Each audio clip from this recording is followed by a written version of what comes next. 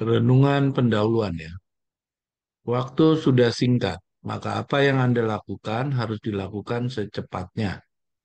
Bertekadlah untuk menebus waktu itu.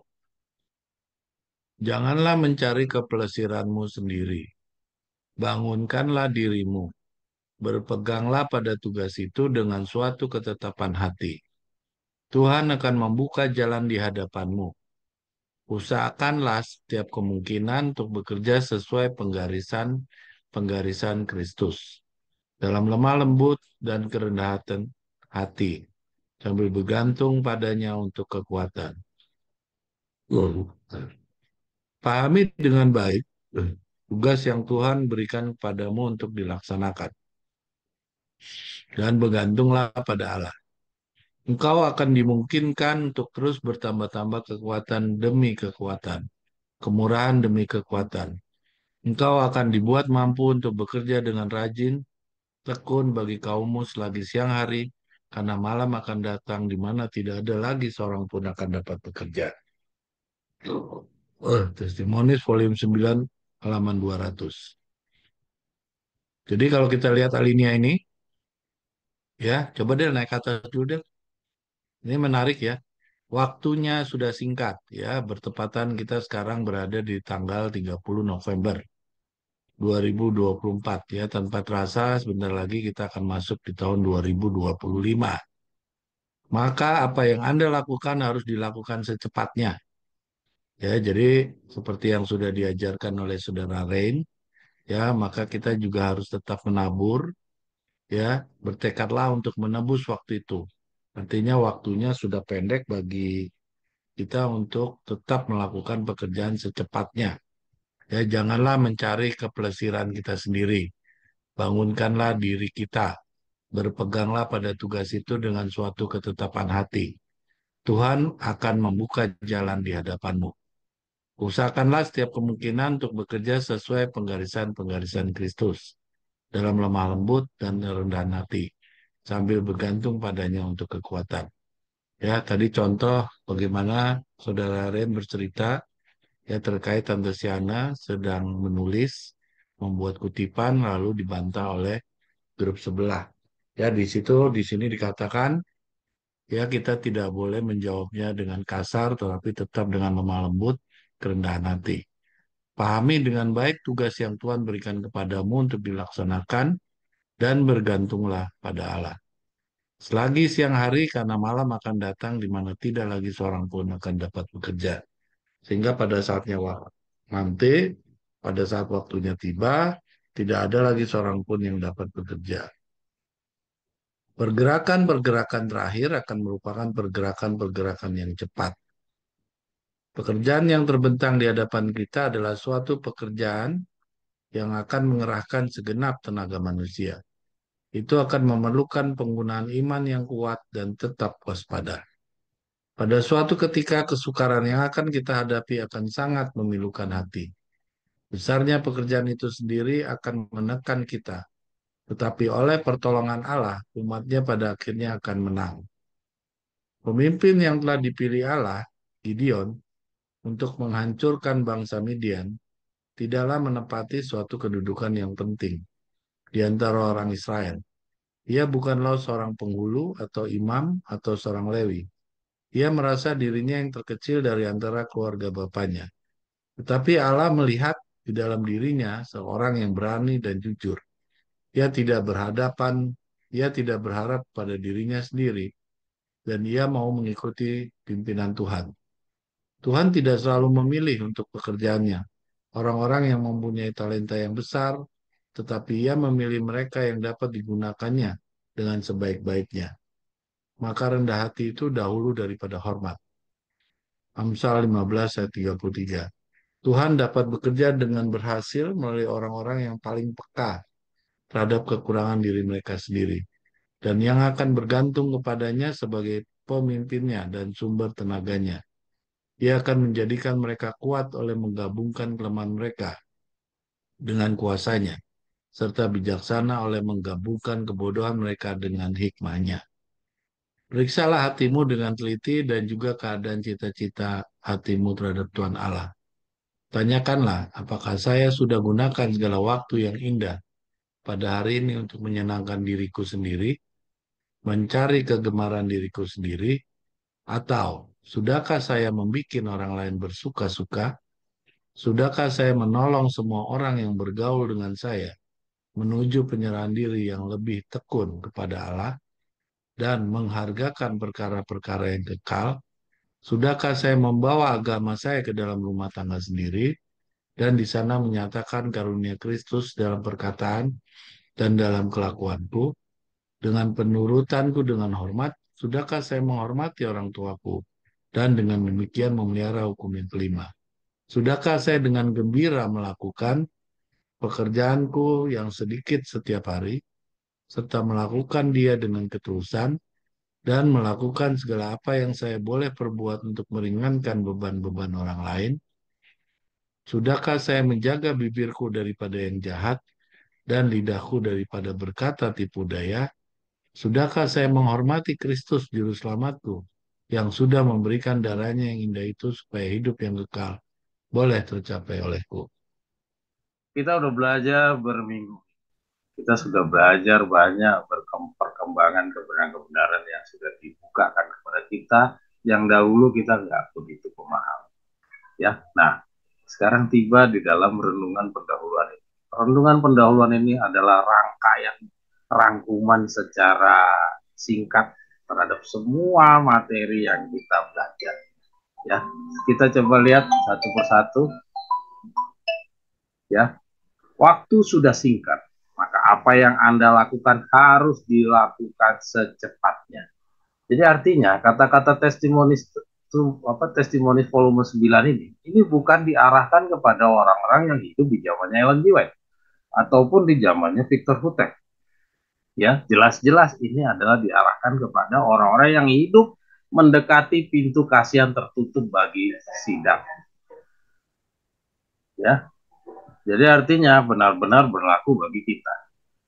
Bertekadlah untuk menebus waktu itu. Nah, jadi kita lihat ya, pada saat Nyonya White memberikan nasihat kepada kita tentang waktunya singkat, Nyonya White katakan karena waktunya dilakukan sedemikian cepat, akan apa yang Anda lakukan harus dilakukan secepatnya, maka bertekadlah untuk menebus waktu itu. Jadi artinya selama ini secara singkat dari kata-katanya Nyonya White ini memperlihatkan bahwa kita tuh kurang kurang memanfaatkan waktu yang kita punya. Kita sudah terlalu cukup banyak membuang-buang waktu kita. Maka di waktu yang singkat ini, semuanya harus dilakukan dengan cepat. Maka kita harus melakukan perbaikan-perbaikan. Ya, jangan mencari kepelesiranmu sendiri. Ya, jadi kita buang-buang waktu yang dikritik sama Ellen G. White di sini. Kenapa? Yang dikritik apanya? Buang-buang waktu yang bagaimana yang dikritik sama Ellen G. White adalah karena kita mencari kepelesiran kita sendiri. Disuruh kita bangunkanlah dirimu pada saat sekarang. Jadi kita sudah waktunya untuk meninggalkan semua kebiasaan-kebiasaan kita yang selama ini sudah kita lakukan. Ya, kita baca yang hitam. Pahami dengan baik tugas yang Tuhan berikan kepadamu untuk dilaksanakan dan bergantunglah pada Allah. Ya, kembali lagi secara ringkas di sini diingatkan kita untuk memahami dengan baik tugas yang Tuhan berikan kepadamu untuk dilaksanakan. Artinya sekian lama ini kita sudah membuang-buang waktu dan kita sudah juga mengikuti semua kepada orang-orang lain, manusia-manusia yang digantung. Ya, karena di sini diingatkan bergantunglah pada Allah. Jadi pada waktu yang singkat ini kita harus bergantung kepada Allah. Artinya sebelumnya mungkin kita dari kata-katanya Nyonya White ini kita pernah bergantung kepada orang lain, kepada manusia. Ya, kira-kira bisa kita tangkap seperti itu ya.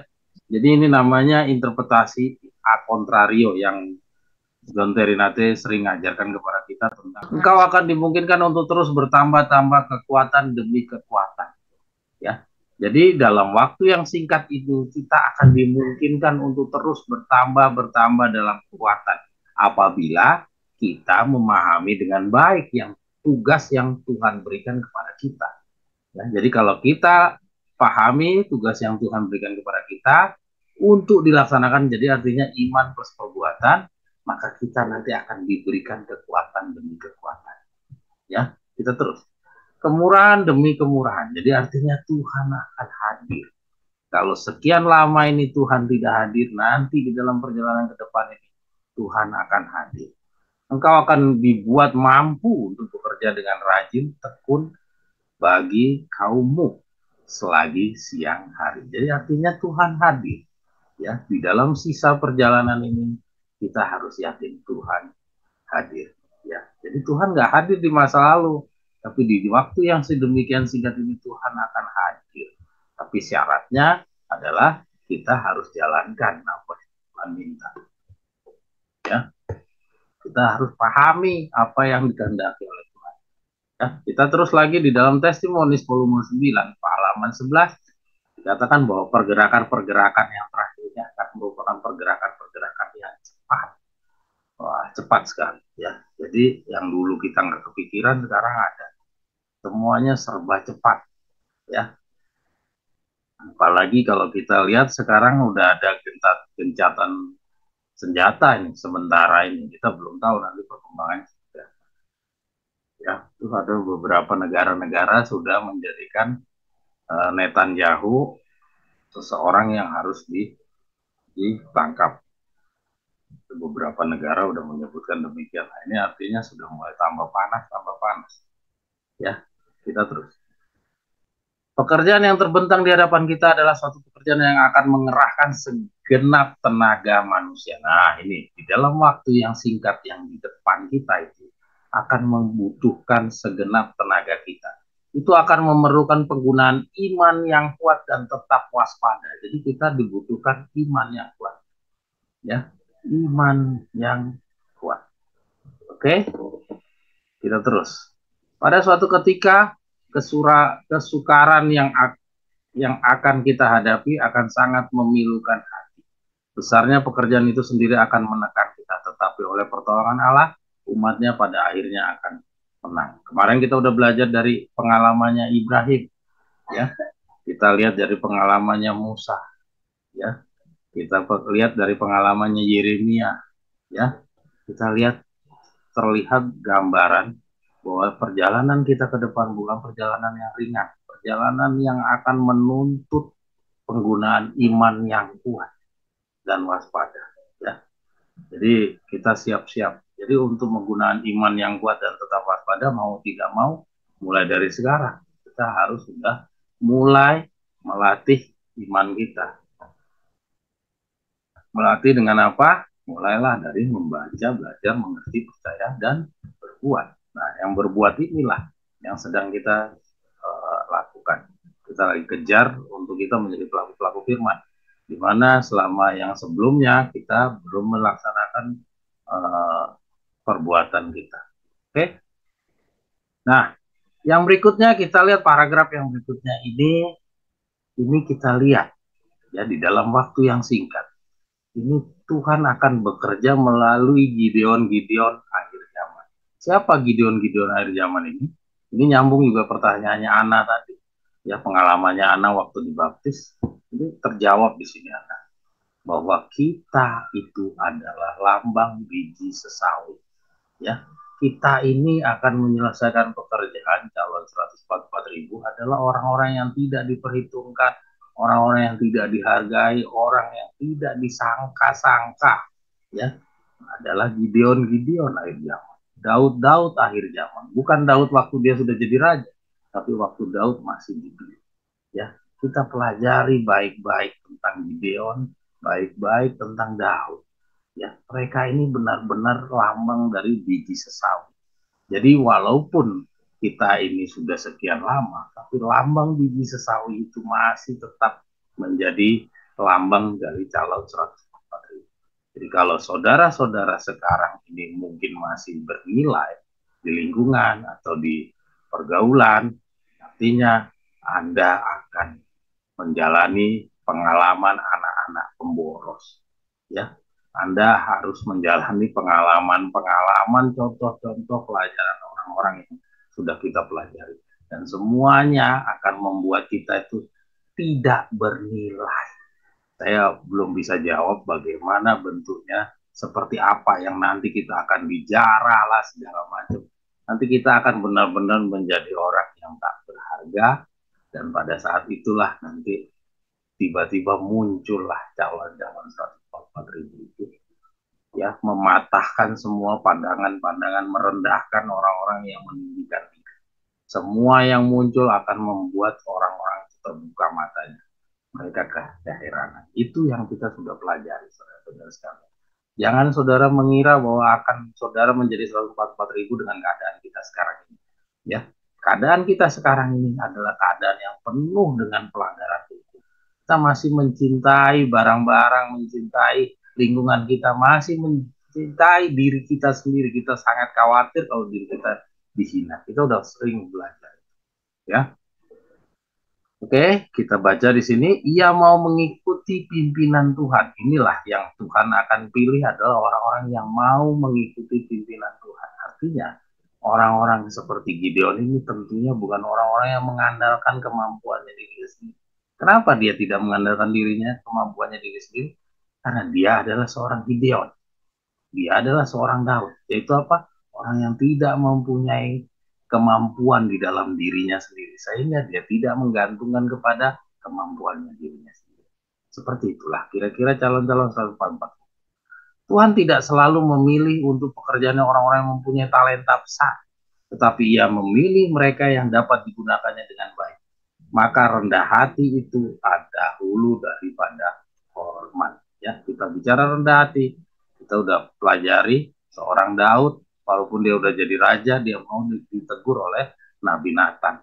Kenapa? Karena dia rendah hati. Musa, kerendahan hatinya yang membuat dia terpilih. Ya, walaupun dia bekas anak raja Firaun. Tuhan dapat bekerja dengan berhasil melalui orang-orang yang paling peka terhadap kekurangan diri mereka sendiri, dan akan bergantung kepadanya sebagai pemimpinnya dan sumber tenaganya. Ya, nah kita lihat di sini bahwa orang-orang yang Tuhan akan pilih dan berhasil adalah orang-orang yang paling peka terhadap kekurangan dirinya sendiri, bukan kekurangannya orang lain. Kita sudah sempat beberapa minggu yang lalu kita pelajari tentang seorang Petrus yang peduli sekali tentang kekurangannya Yohanes. Dia mempertanyakan kepada Yesus. Ya, nah, karakter-karakter seperti Yohanes, seperti Yohanes, ya Yohanes itu karakter seperti Petrus, karakter seperti Petrus itu tidak dikehendaki oleh Tuhan. Kita harus punya rendah hati dan peka terhadap kekurangan diri kita sendiri, bukan kekurangan orang lain. Ya, di dalam pembelajaran kita tentang pendidikan 40 hari, ya, 40 hari itu Tuhan mengkoreksi masing-masing diri rasul-rasul itu, ya, untuk supaya mereka pada akhirnya siap untuk dipergunakan menjadi pekerja-pekerja roh suci pujian awal, ya, dan mereka dituntut untuk mengenali kekurangan-kekurangan dirinya sendiri. Oke, kita lanjut. Dela ya, ini yang jadi hostnya. Nah, ini pertanyaan-pertanyaan yang harus kita tampilkan kepada diri kita di waktu yang sudah sedemikian singkat. Ya, pertanyaan ini lengkap. Pertanyaan tentang membagi-bagikan pekerjaan kepada orang lain, ya, mengoreksi diri sendiri, terus yang menghormati orang tua, terus membawa agama ke dalam rumah tangga, ya. Ini semua pertanyaan-pertanyaan yang harus kita jawab. Jadi intinya yang saya mau tampilkan kepada kita semua di dalam renungan pendahuluan ini adalah kita harus ingat kita sudah berada di waktu yang sangat singkat. Jadi yang selama ini kita tunda-tunda, kita abaikan, sekarang tidak ada lagi waktu bagi kita untuk membiarkan semuanya tetap demikian. Kita tidak ada lagi untuk menyayang-nyayangi semua tenaga kita. Kita tidak lagi ada hal-hal yang lain boleh menjadikan perhatian kita. Kita harus tinggalkan semuanya. Mulai dari sekarang kita harus membangun iman. Menjadikan iman kita plus perbuatan. Ya. Kalau dahulu kita banyak menyayang-nyayangi kepentingan-kepentingan diri sendiri, maka di akhir zaman sisa waktu yang paling terakhir ini kita harus benar-benar menjadi orang-orang yang rendah hati seperti Gideon, ya. Kita tidak lagi menjadikan diri kita yang utama, dan kita harus menjawab semua pertanyaan-pertanyaan, dan yakinlah bahwa Tuhan akan bantu, ya. Dan langkah pertama adalah rendah hati. Dan rendah hati itu bagaimana? Seperti yang tadi kita baca, rendah hati itu berkaitan dengan peka terhadap kekurangan diri mereka sendiri. Inti pelajaran sahabat ini adalah peka terhadap kekurangan diri sendiri. Kenapa? Karena awal mula pembangunan dan reformasi adalah pengenalan terhadap kekurangan diri kita sendiri. Tidak ada orang yang bisa melakukan pembangunan dan reformasi kalau dia tidak kenal terhadap kekurangan dirinya sendiri. Adakah orang bisa bangun? Adakah orang bisa bertobat kalau dia tidak tahu salahnya? Adakah dia akan meninggalkan dosa-dosanya kalau dia tidak pernah tahu dosanya? Dia tidak pernah akui dosanya. Ya kalau dia tidak pernah sadar akan dosanya, bagaimana dia meninggalkan dosa-dosanya? Ya, mungkinkah ada orang meninggalkan uh, kesalahannya kalau dia tidak tahu salahnya? Mungkinkah? Mungkinkah juga Tuhan mengampuni kesalahan-kesalahannya orang kalau orangnya sendiri nggak pernah tahu akan kesalahannya? Mungkinkah Tuhan mau mengampuni sesuatu yang tidak pernah dimohonkan kepadanya? Belum pernah ada pengalaman kita baca bahwa Tuhan mengampuni seseorang yang berdosa, tetapi orangnya tidak mengetahui akan dosanya. Itu tidak akan pernah. Jadi pelajaran peka terhadap kekurangan diri sendiri ini adalah langkah pertama untuk orang bisa melakukan pembangunan dan reformasi. Oke, saya mungkin sebelum kita masuk ke pembelajaran kita, saya ingin mengajak saudara dulu kepada diskusi tadi ada di grup pembuatan berbicara, sempat ada pertanyaan, ya, ada postingan dari saudara Veno, cukup panjang postingannya saudara Veno, dan cukup mengasah pikiran kita. Mungkin ada baiknya kita coba diskusikan terlebih dahulu sebelum kita lanjut kepada pembelajaran kita, rangkaian dari pembelajaran tentang pembangunan dan reformasi. Dela, mungkin bisa dibagi, Del.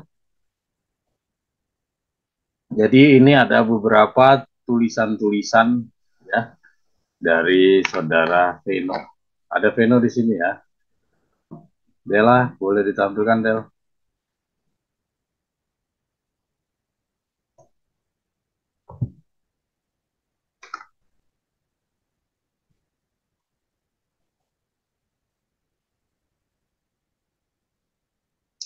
Saya ajak saudara semuanya sama-sama kita mengasah otak kita, mengasah pemahaman yang kita sudah selama ini sudah sama-sama pelajari, ya. Jadi ini ada ditampilkan oleh saudara Veno. Sekarang kita coba kita sama-sama renungkan dan kita diskusikan, ya. Kita lihat ini ada tulisannya, judulnya pelayanan Kristen, ya.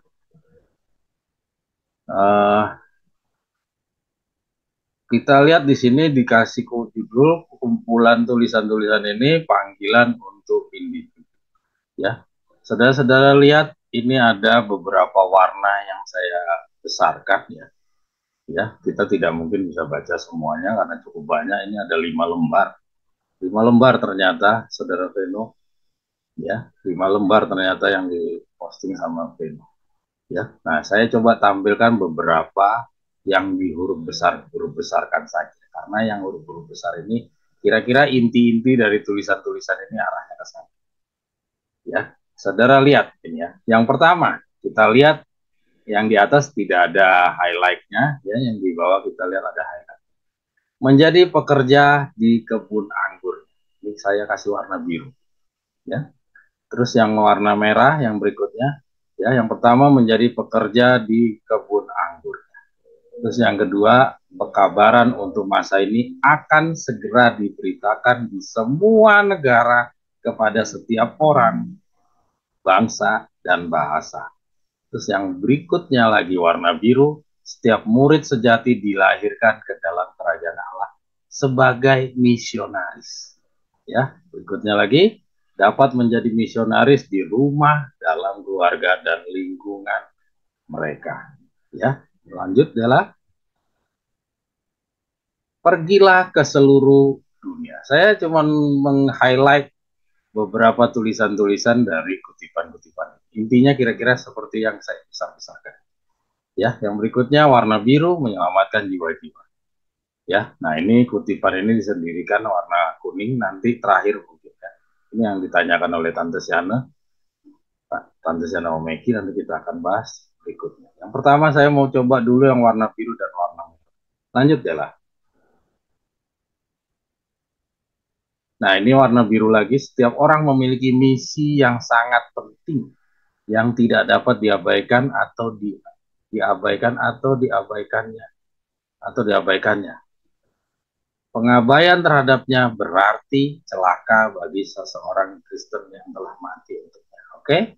Jadi ada tugas kepada setiap orang ya untuk melaksanakan perintah ya penugasannya. Tidak boleh diabaikan. Mengabaikan berarti dia tadi itu binasa ya. Nah, terus ini juga saya kasih warna-warna biru besar pemalas ya. Ya, pemalas. Oke, kita terus. Pekerjaan ini telah diabaikan di Israel. Bahkan pekerjaan ini diabaikan dewasa ini. Apa pekerjaan apa? Pekerjaan menyelamatkan orang-orang yang terhilang. Ya, oke, kita terus.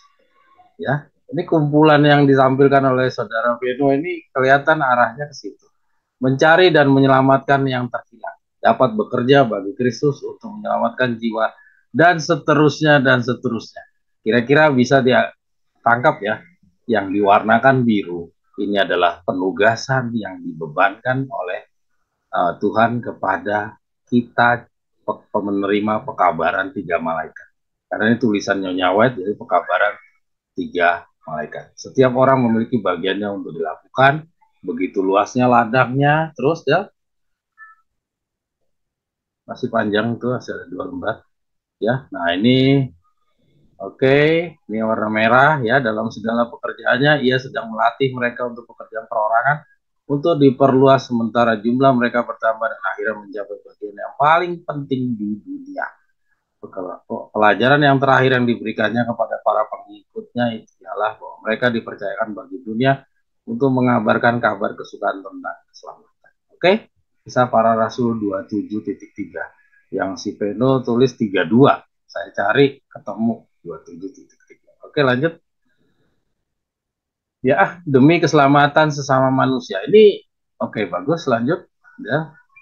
Mereka hendaknya mengunjungi setiap keluarga di lingkungan itu dan mengetahui kondisi rohani mereka. Lihat, saya besarkan itu, hendaknya mengunjungi. Ya, terus warna merah lagi untuk memberi terang kepada dunia. Lanjut, tunggu biar sampai selesai ya. Terus kepada orang-orang lain, terus ada dunia yang harus diperingatkan. Ya, terus. Oke, tak peringatkanlah mereka atas namaku. Tanggung jawab itu berada di pundak semua orang, baik pedagang maupun petani, profesional maupun mekanik. Oke? Adalah agen moral yang diberkati dengan kemampuan yang harus dipertanggungjawabkan kepada Allah. Oke? Kira-kira saudara-saudara, ini kita diskusi ya. Kalau kita melihat petunjuk-petunjuk Nyonya White seperti ini, apa yang saudara lihat? Khususnya yang warna biru. Yang biru dulu, baru nanti kita lihat yang merah. Ya, kira-kira saudara lihat apa dari warna biru? Ada yang bisa jawab? Mungkin Veno?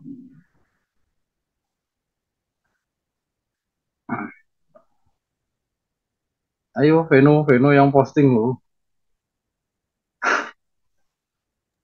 Kalau kita baca tulisan seperti ini sebelum Veno menjawab, Kita tuh baca pertama, kita lihat ini posting tulisan-tulisan kawan buat. Siapa yang bisa membantah tulisan-tulisan ini? Siapa yang bisa menyalahkan atau menolak perintah-perintah yang disampaikan oleh tulisan Ellen G. White ini? Bukankah ini sebuah perintah yang harus dilaksanakan? Ya, nah kalau memang tidak boleh ditolak, tidak boleh dihiraukan atau diabaikan, maka ini wajib kita laksanakan. Ya, wajib untuk dilaksanakan. Ada yang mau membantah itu? Jawabannya tidak. Nah, kalau kita lihat dari kumpulan warna-warna biru yang tadi kita baca, kita lihat apa? Ada sebuah perintah yang Ellen G. White sampaikan adalah apa? Kita harus menjadi misionaris. Ya, kita harus menyelamatkan orang lain. Ya, dari bacaan-bacaan yang kita tadi baca. Segitu banyaknya tulisan-tulisan ini, mungkin kalau kita cari lebih banyak lagi petunjuk-petunjuk yang seperti ini. Ya, nah pertanyaannya berkaitan dengan renungan pendahuluan kita tadi. Di waktu yang sudah sangat singkat ini, kira-kira perintah-perintah yang mana yang harus kita lakukan? Ya, kita lihat yang warna biru ini adalah tugas yang harus kita lakukan. Apakah tugas-tugas inikah yang memang diharuskan Tuhan mintakan kita lakukan di dalam periode yang paling terakhir ini? Saudara-saudara, kira-kira ada yang mau jawab? Sebelum kita jawab, kita lihat yang warna merah. Bila coba lihat yang warna merah deh. Ya, ada dunia yang harus diperingatkan. Ya, oke lanjut kepada orang lain. Untuk memberi terang kepada dunia, kepada orang lain, terus atas lagi. Apa yang membedakan antara warna biru dan warna merah? Saudara, saudara udah bisa lihat antara biru dan merah, saudara bisa lihat. Ya, kita lihat Ellen G. White menjadikan satu di dalam tulisan-tulisan. Kita lihat yang warna merah, kenapa saya jadikan warna merah bukan warna biru? Kenapa? Karena yang merah itu untuk dunia. Ya, memang kita punya tugas adalah menyelamatkan orang lain. Tapi karena tulisan Nyonya White ini ada dua sasaran, yaitu kepada kita, ya, kepada umat kita sendiri, dan juga kepada dunia. Ya, kenapa yang dunia ini kita bedakan dengan yang kepada kita? Ya, nah kita harus paham dulu yang pertama. Kenapa kok Nyonya White juga menyarankan kita untuk memberikan pekabaran kepada dunia? Kenapa? Ya, bukankah Nyonya White harusnya memberikan pekabaran, menyarankan kepada kita untuk memberikan pekabaran kepada gereja kita? Kenapa Nyonya White juga harus menyarankan kita untuk memberikan pekabaran kepada dunia? Jawabannya apa? Jawabannya yang pertama, sesuai prinsip yang kita sama-sama pahami, saya nggak bicara lagi soal prinsip-prinsip ya. 2 minggu yang lalu saya sudah sampaikan bahwa kita dalam memberikan jawaban setiap pertanyaan, kita harus pahami prinsip. Dalam hal ini kita udah bicara pemahaman kita tentang prinsip. Jadi saya nggak buka-buka lagi tentang prinsip. Ya, prinsip-prinsip belajar kebenaran kita udah tahu bahwa kebenaran itu selalu berkembang. Ya, kebenaran tidak pernah berhenti. Pekabaran Nyonya White, pekabaran Victor Hutek adalah pekabaran peraturan pelaksanaan. Ya, jadi artinya peraturan pelaksanaan artinya peraturan yang dinamis, bisa berubah dan bisa saja ke peraturan yang dulu disampaikan itu tidak relevan lagi untuk dipegang. Ya, maka kalau ada kebenaran yang lebih berkembang, maka kebenaran yang berkembang itulah yang kita pegang. Ya, itu prinsip. Ya, terus harus kita baca konteks. Ya, kita harus memahami perspektif dari si penulis. Ya, itu prinsip-prinsip yang kita harus pahami. Nah, satu lagi prinsip lain yang juga harus kita pahami dalam memahami ini apa? Ellen G. White tidak mengetahui bahwa kita itu harus melakukan pembangunan dan reformasi dahulu di dalam sidang Laodikia. Jadi pekabaran itu harus membenahi gereja Advent dahulu, baru nanti pekabaran itu dengan roh suci hujan akhir baru pekerjaan itu diberikan kepada dunia. Itu Ellen G. White tidak pernah paham. Ya, jadi Ellen G. White tidak pernah paham. Itu dulu yang kita perlu pahami dari kutipan-kutipan yang ditampilkan. Ada warna biru, ada warna Merah. Ya, ada warna biru, ada warna merah. Oke, sekarang kita coba lebih luas. Ya, sekarang kita coba melihat dari tulisan-tulisan yang sudah sekian banyak ini. Ya, saya mau tanya sama saudara. Kira-kira di dalam waktu yang sedemikian singkat ini, apakah yang Tuhan tuntut kepada kita dari tulisan-tulisan yang sekian banyak ini? Kalau saudara bandingkan dengan apa yang kita sudah pelajari beberapa minggu terakhir ini, saudara lihat ada tidak perbedaan? Ya, saudara melihat sesuatu tidak di dalam kutipan-kutipan yang kita lihat ditampilkan di layar? Ya, saudara lihat tidak dengan kita membandingkan dengan pelajaran yang kita sudah pelajari beberapa minggu terakhir?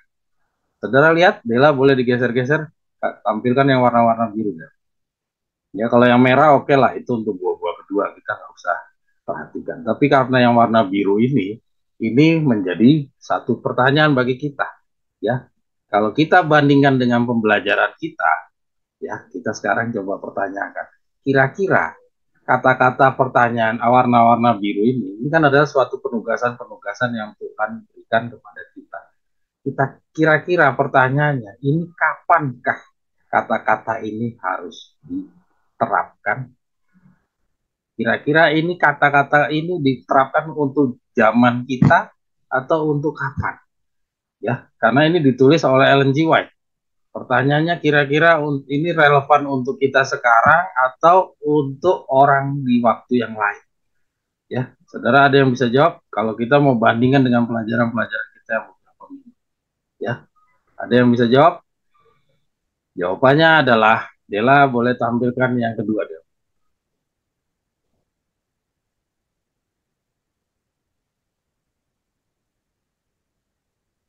Saya ajak saudara untuk mengasah pemahaman saudara. Karena Ellen G. White sama sekali tidak memberikan petunjuk kepada kita kata-kata tadi, perintah-perintah itu ditujukan untuk diterapkan kapan. Apakah kita sekarang, apakah di zamannya dahulu Ellen G. White, ataukah di zamannya Victor Luther, ataukah seperti apa? Ya, bukan yang ini, Del. Enco, Dela, bukan yang ini, Del. Yang tadi yang aku WA, Del. Ya, Tante Siana, silakan Tante Siana. Enco kan di dalam buku Tongkat Gembala sudah dibilang Iya, kalau kita punya apa pekerjaan dari 144.000 itu harus kita mulai dari sekarang pergi mengajar. betul, betul Tante. Betul sekali Tante. Jadi kalau kita baca tadi seperti tadi saya katakan bahwa kita tidak bantah petunjuknya nyawa, tapi kita coba memahami, ya, memahami petunjuknya nyawa ini untuk diterapkan kepada siapa dan kapan.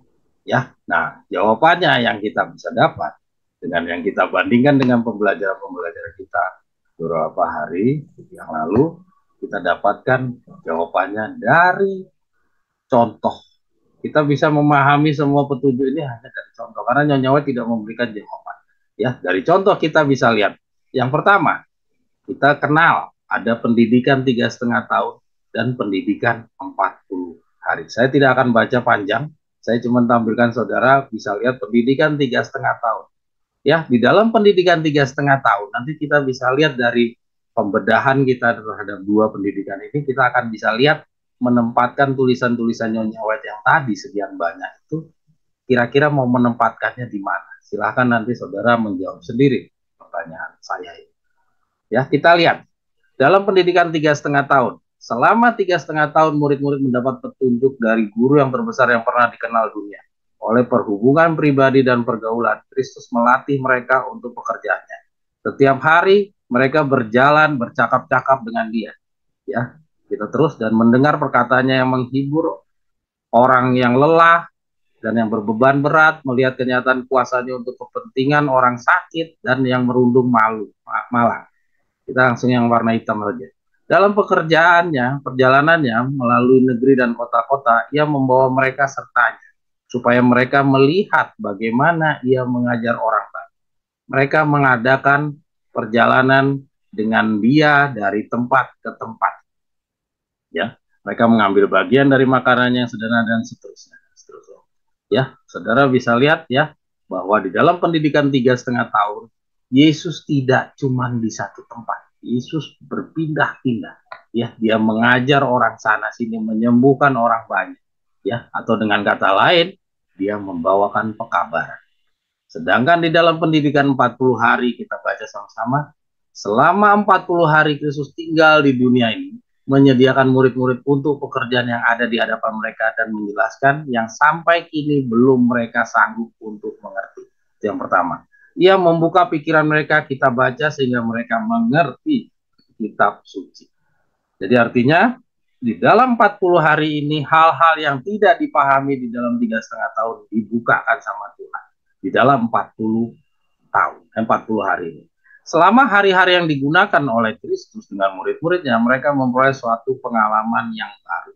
Ya, mereka tiba di tempat di mana mereka dapat mengatakan, "Aku tahu kepada siapa aku percaya."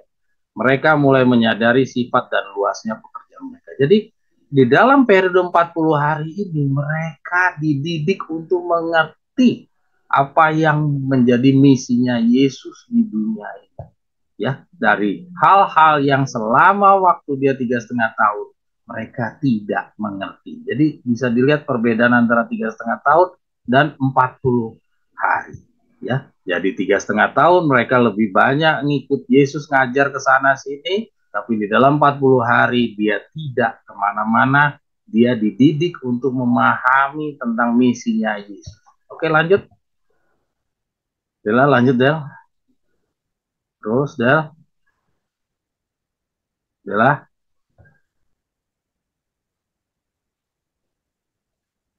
Oke, nah ini kata-katanya dari dia nih. Oh, jikalau seandainya mereka bisa mengulangi lagi masa 3,5 tahun hidup bersama-sama, pikir mereka alangkah berbedanya tindakan mereka. Oke ya, ini isi 40 hari. Lanjut.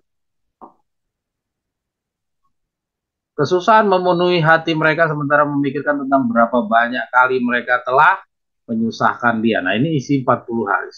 Oke, lanjut adalah. Nah, kita lihat yang warna kuning. KR 32.1 ya. Hari-hari persiapan ya. Hari-hari persiapan ya artinya hari 40 hari itu adalah hari-hari persiapan, bukan 3,5 tahun. Hari-hari persiapan adalah hari-hari penyelidikan hati yang mendalam. Coba lihat saudara, jadi artinya 40 hari itu bukan sama dengan 3,5 tahun.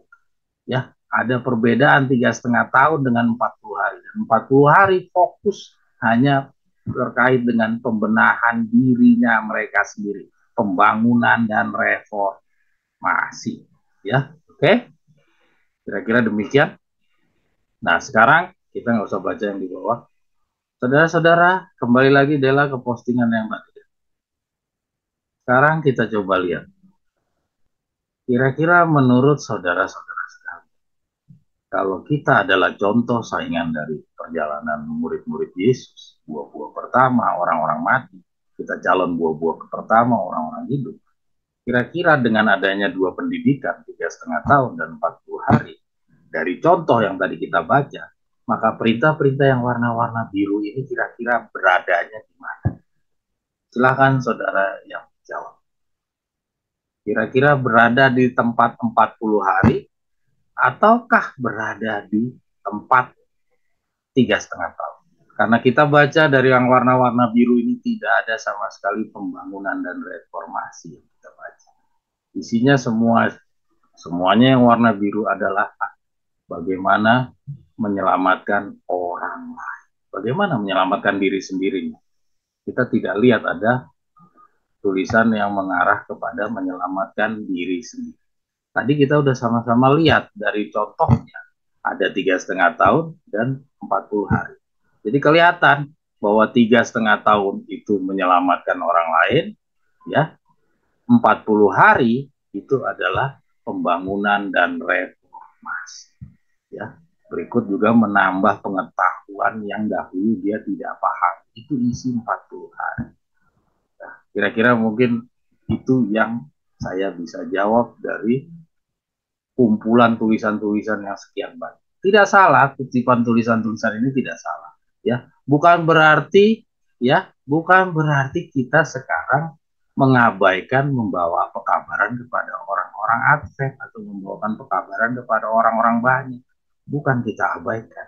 Ya, seperti yang kita sudah pelajari dari salah satu buku Victor Uteh, yaitu Pembina Gedung Putih. Kita baca di sana ditunjukkan bahwa Tuhan memberkati manusia dengan teknologi. Dengan teknologi akhirnya pekerjaan itu bisa dipercepat. Nah, artinya kita memposting tulisan-tulisan melalui internet. Internet ini adalah bagian daripada berkat yang Tuhan berikan untuk kemajuan pekerjaan. Ya,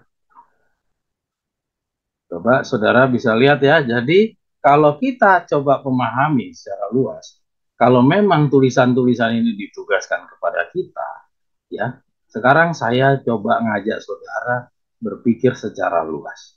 Kita sudah sama-sama belajar, saya nggak tampilkan tulisannya, saudara-saudara sudah pernah kita baca dari buku keimamatan, ya, salah satu babnya tentang masa peralihan jabatan, di mana di dalam masa peralihan jabatan itu adalah satu bagian tulisan yang belum pernah dipahami dan belum pernah dilaksanakan sampai sekarang, yaitu apa? Menyusutkan semua kepentingan-kepentingan kita sampai sepenuhnya hanya Tuhan saja, ya. Baik kamu bangun, baik kamu tidur, kamu hanya memikirkan Tuhan saja. Sedangkan di dalam warna yang biru tadi ada bagian yang kita disuruh mengunjungi. Sudahkah kita bisa lakukan mengunjungi kalau kita disuruh berpisah dari dunia, menyusut dan berpisah, dan di dalam buku rewriting Nyonya White bilang suruh tinggalkan, berpisahlah dari dunia, tinggal di tempat-tempat yang terpencil. Kalau kita melihat ada dua tulisan yang satu sama lain yang saling bertolak belakang begini, lalu bagaimana? Apakah kita abaikan yang perintah yang kedua tadi, yang jelas-jelas didukung oleh Victor Huteh, bahwa kita sudah memasuki masa peralihan jabatan. Kita harus sudah mulai menyusutkan semua pekerjaan kita, ya, dan pada akhirnya kita sepenuhnya hanya Tuhan saja yang kita pikirkan. Ya, nah kalau sudah seperti itu, apakah masih mungkin kita bisa ke sana ke sini? Padahal kita sudah di tempat yang terpencil. Kalau kita benar-benar menjadi pelaku-pelaku firman sesuai kebenaran yang berkembang. Ya, nah inilah ya, kita harus paham bahwa kebenaran Tuhan itu berkembang. Jadi jangan sampai kita karena membaca sebuah tulisan, kita memandang wah tulisan ini relevan nih dengan kita. Terus kita mengabaikan tulisan-tulisan yang lain. Padahal tulisan-tulisan yang lain itu, tulisan-tulisan itu adalah merupakan tulisan-tulisan yang jauh lebih berkembang daripada kebenaran yang sementara kita pegang. Bella boleh geser.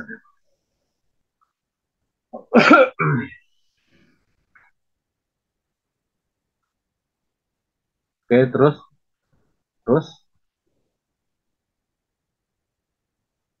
oke, bukan nggak? Nah, ini kita baca nih contoh seperti ini. Pekerjaan ini telah diabaikan di Israel. Bukankah pekerjaan ini diabaikan dewasa ini? Ya, ingat ini semua adalah tulisan-tulisan. Pemalas, kita lihat di atas dikasih tulisan pemalas. Ya, jadi kita kalau menjalankan perintah Victor Hutef, yaitu berpisah dari dunia, terus pergi ke tempat yang terpencil, artinya kita kan jauh daripada jemaat-jemaat gereja Advent. Ya, apakah kita orang yang pemalas sesuai kata-katanya Nyawat ini? Nah, itu yang membuat kita jadi akhirnya melihat ada dua tulisan yang saling bertabrakan. Kira-kira kalau tulisan yang saling bertabrakan ini kita mau ikuti yang mana?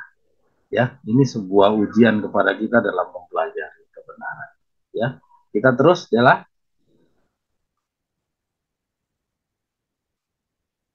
Oke, terus yang tadi yang digedein, Del, ada huruf yang gede. Kita disuruh mengunjung-unjungi. Oke, nah itu pergilah seluruh dunia, ya. Oke, oke, terus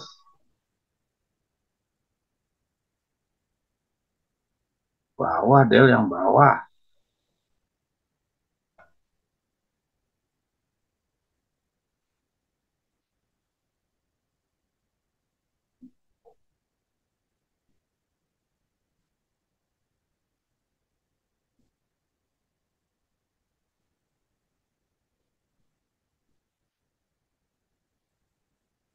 Oke, ya, jelas.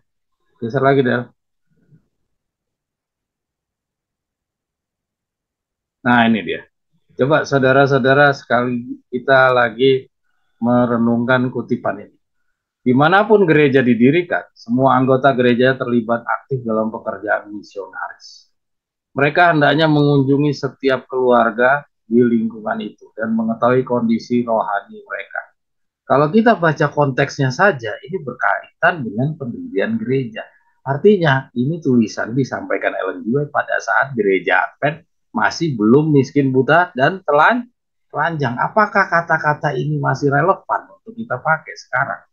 Dan apalagi kita sudah harus laksanakan penugasan dari kata-kata Victor Hutef tadi, masa peralihan, ya harus menyusutkan ya kepentingan-kepentingan kita. Lalu bagaimana kalau kita sudah menyusutkan? Artinya kan kita sudah tidak berpenghasilan. Kita benar-benar cuma makan gaji, makan tabungan. Bagaimana kita caranya mengunjungi setiap keluarga di lingkungan itu? Padahal lingkungan kita katanya harus di tempat yang terpencil. Ya, kira-kira bagaimana? Apakah masih relevan kata-kata begini?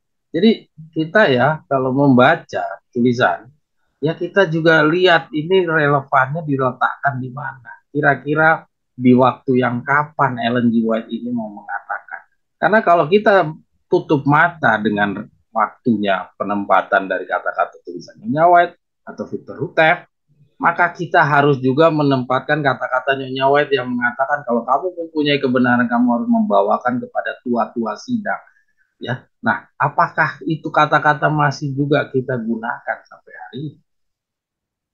Ya, nah ini kita baca terus. Anggota gereja tidak semuanya dipanggil untuk bekerja di negeri asing, tapi semuanya memiliki peran untuk bertindak dalam pekerjaan besar untuk memberi terang kepada dunia. Coba kita lihat.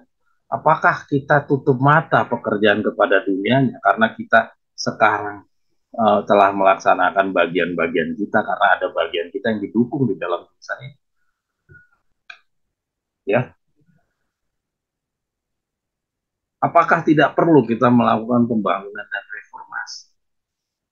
Bukankah yang menentukan keselamatan seseorang itu adalah nilai daripada diri masing-masing, iman daripada masing-masing. Iman tanpa perbuatan ialah mati. Orang lain mungkin dia membangun iman akibat dari kita, tapi kita sendiri tidak membangun iman. Lambang pelajaran tentang 40 hari itu menunjukkan kepada kita ada suatu koreksi yang harus dibenahi di dalam dirinya murid-murid Yesus. Ya, 3,5 tahun itu benar mereka sudah mengabar ke sana sini.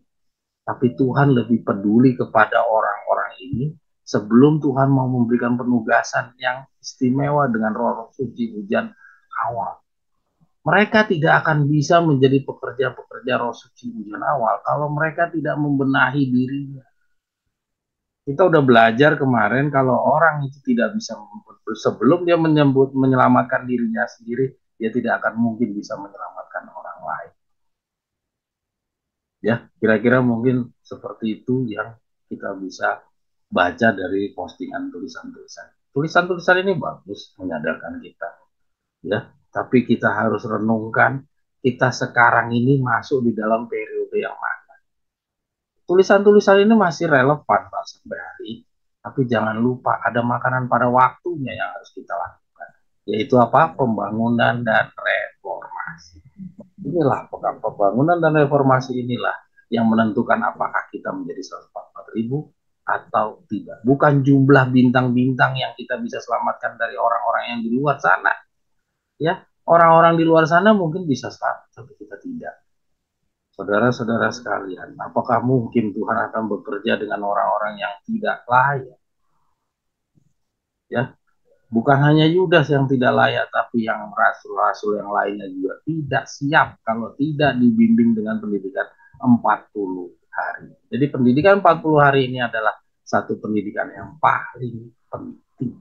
Ya, jangan kita membaca kutipan-kutipan seperti ini kita melupakan ada satu makanan pada waktunya yang harus kita benar-benar lakukan. Memang tulisan Nyonya White itu semuanya kadang-kala kita temukan ada berbenturan. Tulisan Nyonya White, tulisan Victor Hutef banyak kita bertemu dengan tulisan-tulisan yang satu sama lain kadang tampak berbenturan. Tapi kita harus meletakkan di dalam urut-urutan peristiwa yang sudah kita pelajari. Dan kita lihat dalam contoh yang barusan kita sama-sama lihat, penempatan tulisan-tulisan yang perintah-perintah seperti ini adalah lebih tepat diletakkan di 3,5 tahun. Karena tugas mengabar Injil itu ada di 3,5 tahun, bukan di dalam 40 hari. Dan 40 hari isinya adalah pembangunan dan reformasi. Sekarang kembali kepada kutipan yang Tante Siano tadi, KR 27.3. Kamu search saja.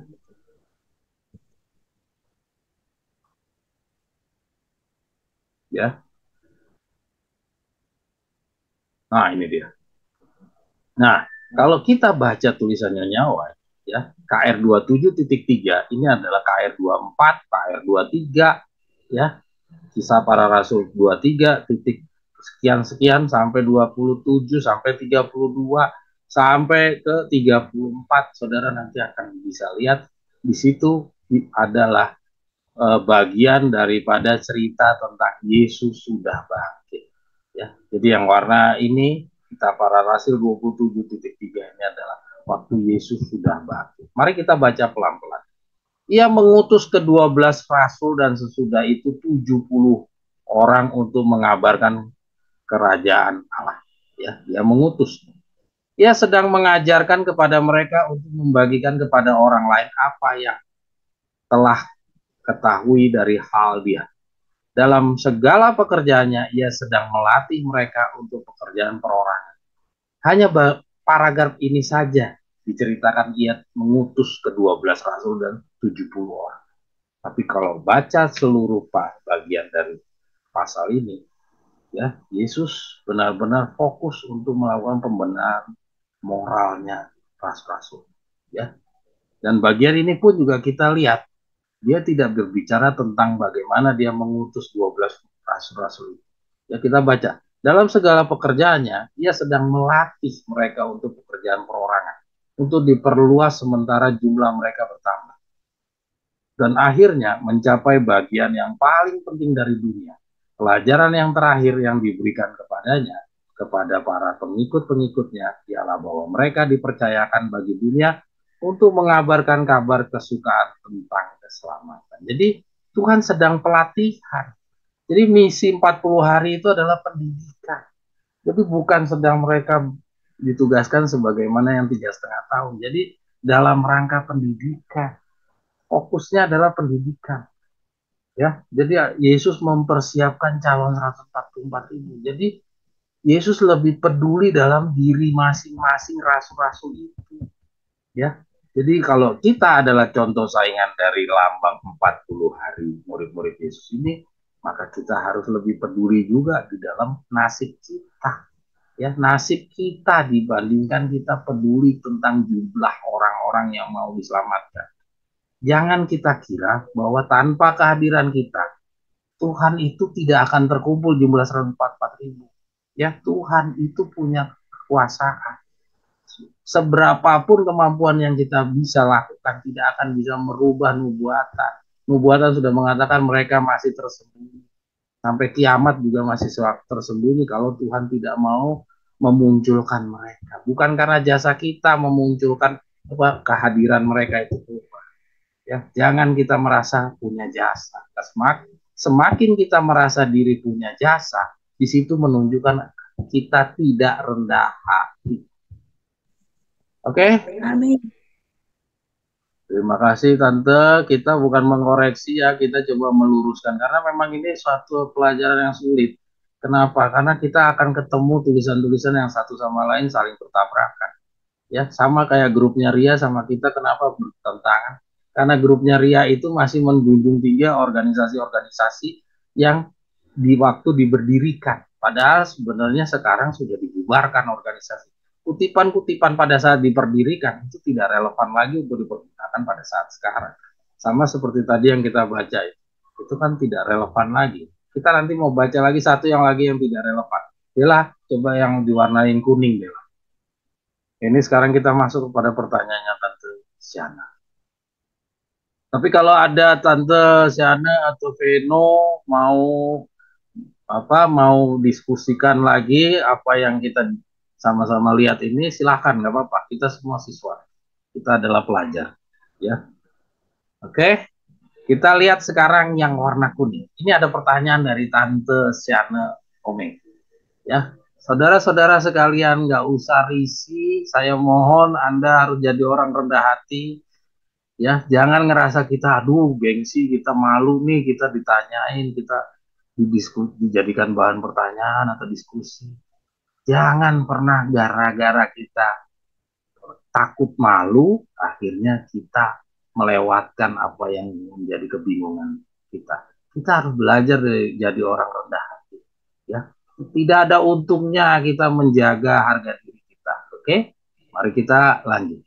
Di mana-mana ada kecenderungan untuk mengganti pekerjaan organisasi dengan usaha individu. Kita belum baca sampai ke bawah, ya. Kita baca dulu bagian paragraf yang paling pertama. Di mana-mana ada kecenderungan untuk mengganti pekerjaan organisasi dengan usaha individu. Sekarang saya mau tanya lagi. Kita tadi sudah paham tentang prinsipnya, bahwa peraturan pelaksanaan bukanlah peraturan yang tidak bisa berubah. Peraturan pelaksanaan adalah peraturan yang dinamis, dia bisa berkembang. Ya, jadi ketika kebenaran itu sudah jauh gulungan kebenarannya telah terbuka, maka kebenaran-kebenaran yang lama, mungkin yang tidak lagi cocok dengan kondisi kita sekarang, itu sudah tidak layak lagi untuk kita pertahankan. Kira-kira kata-kata yang dari Ministry of Healing ini masih relevan nggak kita gunakan sekarang? Dan masih patut nggak kita pertanyakan? Ya, kalau kita baca dari paragraf yang pertamanya aja, sebenarnya sudah kelihatan. Di mana-mana ada kecenderungan untuk mengganti pekerjaan organisasi dengan usaha individu. Kalau kita baca secara konteks, pikiran perspektif dari penulis, terlihat bahwa Ellen G. White mendukung organisasi. Ya, nah kalau Ellen White mendukung organisasi, kira-kira Ellen G. White bicaranya ini pada saat organisasi General Conference masih relevan, dipercaya oleh Tuhan. Kira-kira demikian kalau kita baca dari konteks. Kita nggak baca lengkap seluruh paragrafnya. Tapi dari sini kita bisa lihat secara singkat perspektif dari penulis bahwa Ellen G. White berada di pihak organisasi. Kira-kira sekarang dari kacamata kita sekarang, adakah Tuhan juga berada di pihak organisasi? Ya, jawabannya jelas-jelas tidak. Ya, jadi di dalam tulisan paragraf yang baris yang pertama, kita bisa lihat bahwa terlihat Ellen G. White tidak setuju dengan usaha-usaha individu. Padahal kita sekarang berada di dalam periode Sakarya 13 ayat 6 dan 7. Ya. Kita berada di dalam kelompok kecil-kecil. Ya, Tuhan tidak lagi memimpin pekerjaan melalui tempat yang dipusatkan, tetapi di tempat yang kecil-kecil. Nah, kalau kita lihat dari kondisi kita sekarang, maka kata-kata dari baris yang pertama saja sudah kelihatan bahwa ini sudah tidak relevan untuk kita ikuti. Ya, kita lanjut. Hikmat manusia cenderung pada konsolidasi, pada sentralisasi, pada pembangunan gereja-gereja dan lembaga-lembaga besar. Gitu ya. Jadi pikiran manusia itu lebih senang kepada kumpul-kumpul, dipusatkan pembangunan gereja dan lembaga besar. Ini tidak kelihatan Ellen G. White memihak kepada siapa untuk kata-kata ini. Ya, kita terus. Banyak orang menyerahkan pekerjaan kebajikan kepada lembaga-lembaga dan organisasi-organisasi. Nah, kembali kita lihat perspektif dari penulis. Jadi Ellen G. White tidak setuju dengan orang-orang menyerahkan pekerjaan-pekerjaan yang kebaikan, yang sosial, kepada lembaga-lembaga organisasi. Mereka menghindar dari kontak dengan dunia. Jadi artinya tidak baik kamu itu menyerahkan pekerjaan kepada organisasi, kepada gereja atau kelompok pemimpin-pemimpin.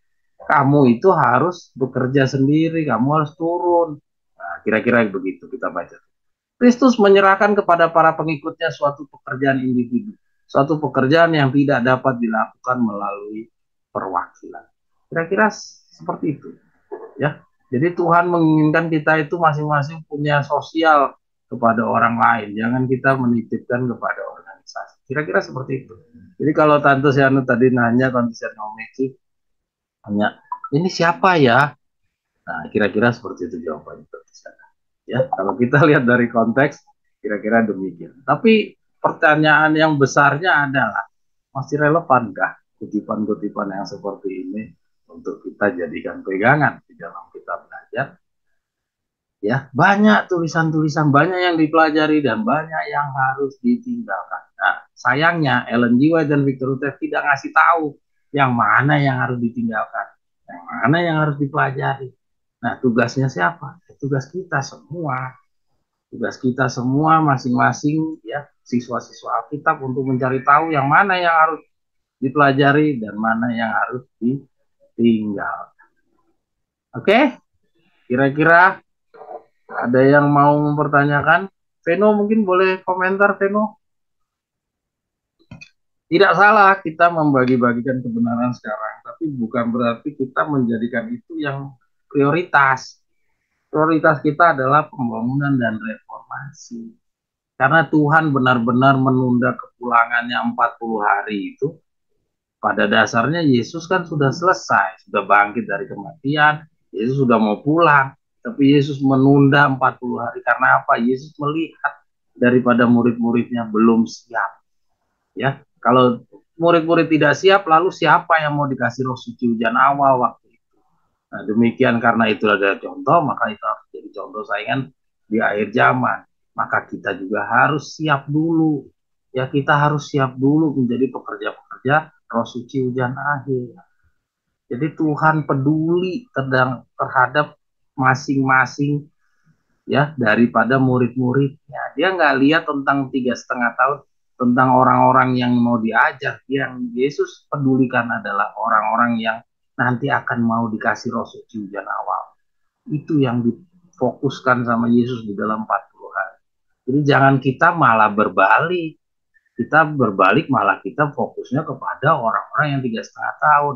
Kalau kita fokusnya ngajar-ngajar saja, ingat itu juga ya yang jadi andalan itu ya juga yang menjadi usaha pekerjaan waktu Texas sampai hari ini. Ya orang-orang Advent pun juga orang-orang Advent sibuk mau ngajar ke gereja-gereja luar. Orang Davidian waktu Texas khususnya sibuk mau mencari orang-orang Advent.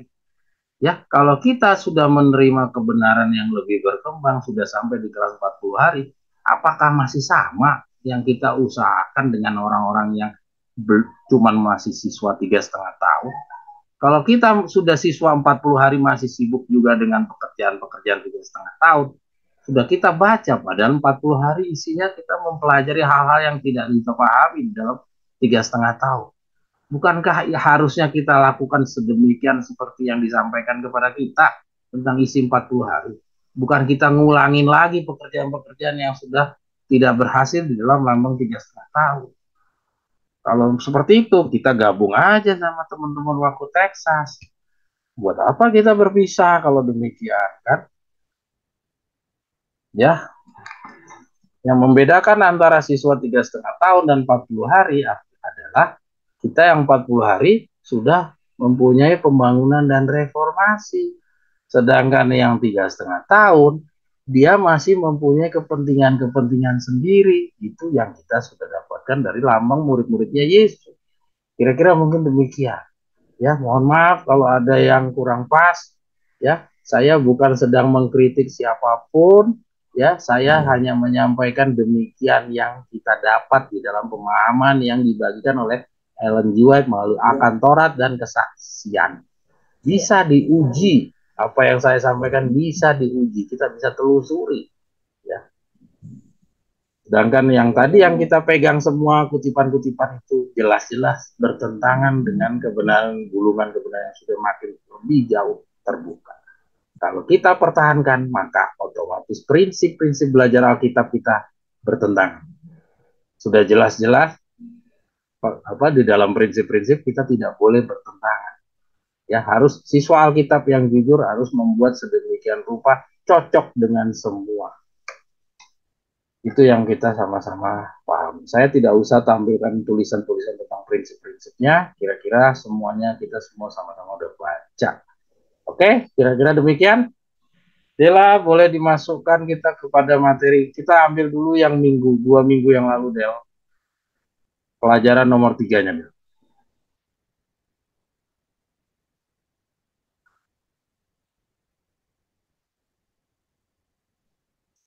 Dua minggu yang lalu. Pelajaran kali ini saya benar-benar menegaskan atau menggaris luruskan tentang perlunya kita sadar sama diri kita sendiri. Ya, hal yang membuat kita kejatuhan kita adalah karena kita tidak peka terhadap diri kita sendiri. Pada pelajaran kali ini saya benar-benar mau menampilkan tentang sadar diri, tentang peka sama diri kita sendiri. Ini penting sekali. 2 minggu yang lalu kita sudah belajar dari Adam dan Hawa dan Harun. Kita sudah benar-benar lihat kalau tidak ada Adam, tidak ada kepekaan dan tidak ada kesadaran dari seorang Adam, maka Hawa tidak akan pernah bertobat. Ya, kita sudah sama-sama lihat ya di sini, saudara-saudara. Mudah-mudahan saudara-saudara masih ingat ya pembelajaran 2 minggu yang lalu. Ya, Bella, kita geser aja. Ini Adam dan Hawa. Kita tahu Adam masih sadar, ya. Oke. Terus Del, geser Del.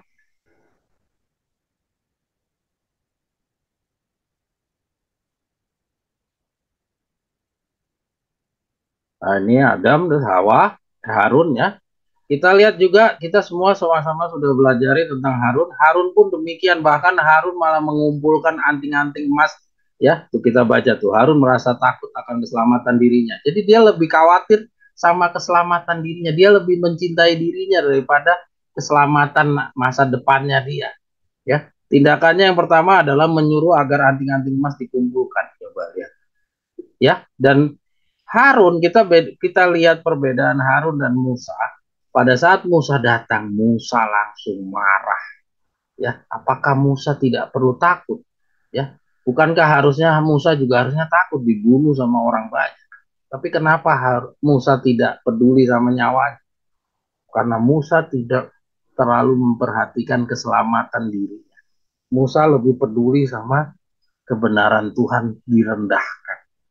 Ya, dia lebih menghargai kepentingannya Tuhan, sedangkan Harun tidak. Jadi kita bisa lihat di sini kepekaannya Musa menyelamatkan Harun, kepekaannya Musa menyelamatkan bangsa Israel. Karena kita sudah sama-sama baca bangsa Israel, Tuhan sudah murkanya, sudah mau membunuh bangsa Israel dan Harun. Tapi melalui Musa, ya, bangsa Israel diselamatkan.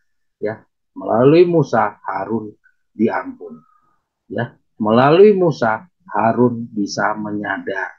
Ya, tapi pada akhirnya dia harus pula menyadar.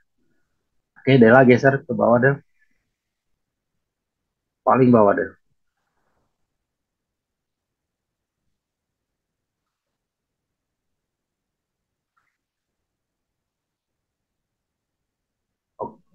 Oke, yang hijau aja Del. Ya itu ya.